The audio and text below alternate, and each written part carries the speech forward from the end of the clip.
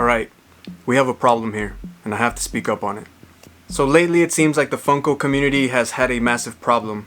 Now Sdcc was a complete mess this year, and that's what we're here to address pretty much. That and a couple of other topics that need to be addressed. Now this time around, physical locations, for example Hot Topic, got way less stock than it usually does. People were lining up as early as 2 a.m. to get the pops that they were there to find. Now this is where the issue begins. The limit for Hot Topic per person is 5 pops per person, and in my opinion this is what's causing a lot of the tension and the problems within the community. Now I see both sides of the spectrum. Yes, you have the dedication to get up super early, be there at 2, 3, 4, 5, 6 in the morning to make sure that you get what you want to get. And that's a valid point as well. The early bird gets the worm.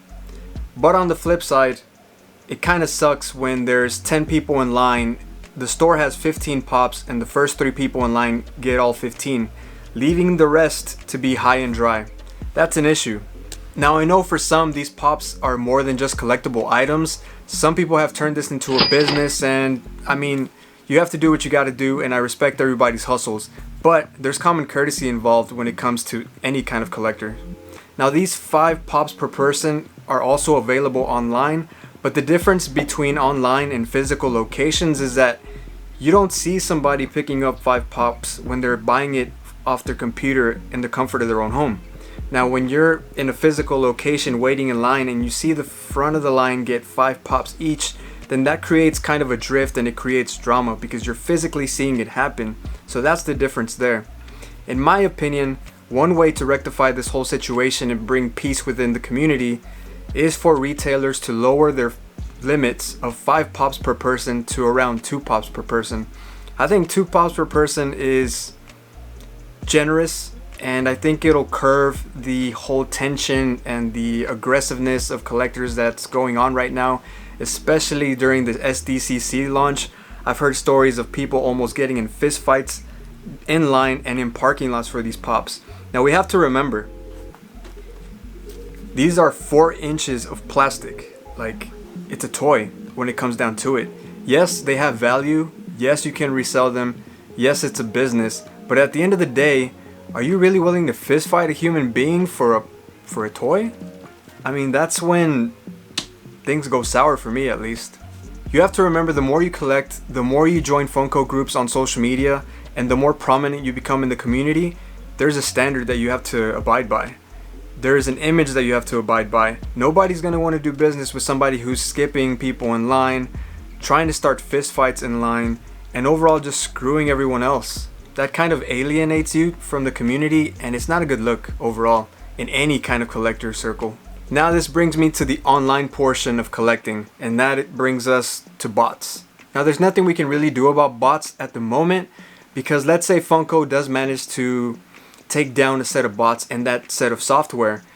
Just another set of software will emerge and another set of bots will come to fruition, and the next drop is going to be the same old story where bots are going to just sell the product out in within 3 minutes, and then the rest of the community that's doing it fair and square ends up being screwed. So plenty of people were able to put pops in their carts, and then they waited a ridiculous amount of time to check out, and it wasn't even a guarantee that they were going to get the pops in the first place. So I think Funko needs to definitely step up their security on their website and do something about this, because it's going to deter a lot of people away from even going on the site and buying pops in the future. If these kind of drops continue and these kind of disappointments continue and these kind of virtual security issues continue, then it's going to bring down Funko's stock, and it's going to bring down the interest and wants of the Funko product itself.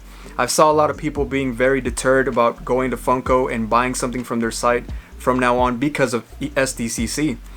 And that's a trend that's going to continue to happen if these failures on their part continue to happen as well. So overall, in my opinion, I think these situations and these tensions can be rectified by the companies themselves just reducing the amount of pops that people can get. Because the bots that did manage to get all the pops from the Funko site during the Sdcc drop, they had no issue with shipping, because now they're on eBay and other miscellaneous sites, multiples of each, selling them for 100 to 150 and above, and that's ridiculous. So overall, I think that the main thing that could fix the community and the tension and all the aggression that's going on right now and prevent it from happening in the future is retailers just scaling down their limits from 5 pops per person to 2. I think 2 is more than generous.